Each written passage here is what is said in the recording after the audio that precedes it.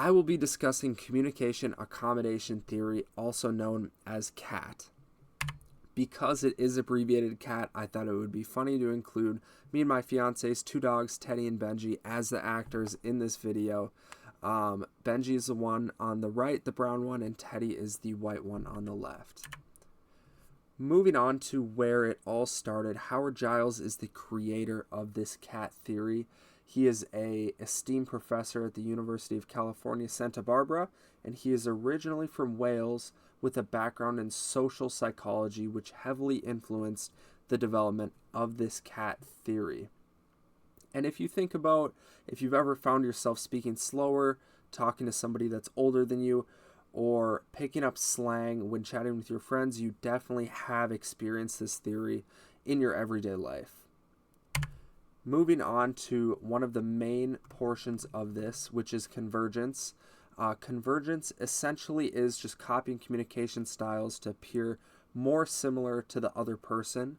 Some examples of this could include mirroring vocabulary or accent when speaking to a friend or coworker to gain rapport, or aligning speech speed to match, say, an elderly person's pace so that they gain a better understanding of what you're saying.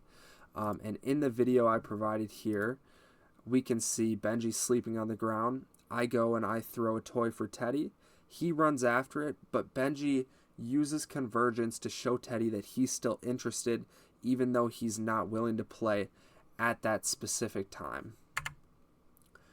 Moving on to divergence, basically it is just the strategy of emphasizing the differences in communication. This could be things like a teen using slang intentionally to maintain, their generational identity between them and their parents, or a professional person maintaining formal language to create a sense of authority or expertise. We can see in this video here, Benji's outside, he loves the cold. Teddy is choosing divergence. He's choosing to stay inside and go away from Benji, even though, Benji's outside and enjoying life. The third big part of this is over accommodation. So it's basically excessive or inappropriate adaptation, which is often perceived as patronizing or even offensive. So an example of this could be speaking loudly, or even simplifying language like an unnecessarily amount to an older adult, which could be perceived as disrespectful. The same could be said if it were to happen to a young child.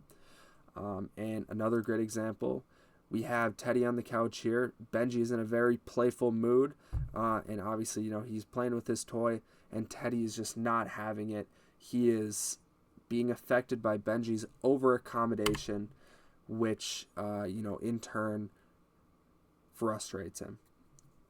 The application of the CAT theory can be done in a couple different ways.